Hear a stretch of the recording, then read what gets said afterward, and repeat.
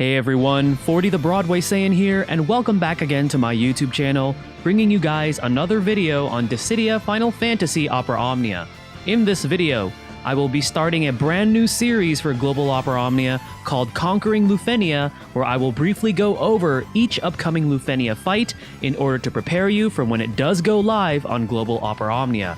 But first, if you guys are new to this channel and enjoy what you see, be sure to hit that subscribe button and turn on that notification bell. That way you're not missing out on any future uploads. And if you find the content on my channel helpful, be sure to hit that like button as it does help me out, and share this video to your friends and family who enjoy Dissidia Final Fantasy Opera Omnia. Also, I highly recommend you guys check out the Tonberry Troops website, in particular the section called Luphenia Research. You can find this by navigating to the upper portion of their website under the Resources Hub and clicking on Luphenia Research. Here, you can see an in-depth overview of what to expect and suggested characters to take for these upcoming challenging fights. Thank you once again to the Tonberry Troop for creating this amazing resource for us. The first Luphenia fight will be a two-way fight against Shinryu and Neo Shinryu. For Wave 1 against Shinryu, be sure to look out for its recast ability, as after it casts it, Shinryu will temporarily gain a red aura that will prevent HP healing for a set number of turns. Wave 2 against Neo Shinryu will introduce us to the Luphenia Orb mechanic. The Luphenia Orb for Neo Shinryu appears once it uses its recast ability and will disappear after it uses its next recast. It will alternate in appearance after each recast usage. For this Luphenia Orb, there is no way to increase the count, however you can freeze it as long as you keep the boss's Brave at 25% or less of its max Brave amount, which is 60,000. Keep in mind that while Neo Shinryu has the Luphenia Orb active or frozen, it will gain a huge defense increase. It will also lock you from using your summon phase until it takes 2 turns, with paralysis not impacting it.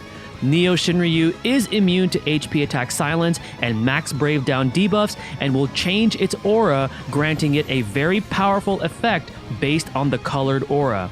Having the yellow aura active prevents Neo Shinryu from being delayed, including from breaks, and prevents him from being launched. The yellow aura appears during the 85% and 69% HP thresholds and will inflict attack, speed, initial Brave, and max Brave down debuffs on your entire party. When it has the purple aura, your party cannot gain any HP or Brave. Brave attacks, however, will still generate Brave. Having its green aura up will guarantee that all of its attacks hits and will heal its HP based on the Brave damage it deals to your party. Finally, its blue aura prevents any form of Brave damage, nullifying it all to 0. The best way to approach this Luphenia is to utilize damage mitigation and turn manipulators, since both waves are single target boss fights. The Luphenia Orb for this fight is not very strict, and because neither boss has any resistance or absorption to various forms of damage, there is a lot of flexibility in terms of team compositions. Warrior of Light, being synergy and receiving his LD and burst, is arguably your #1 go-to should you decide to at least pull for his LD.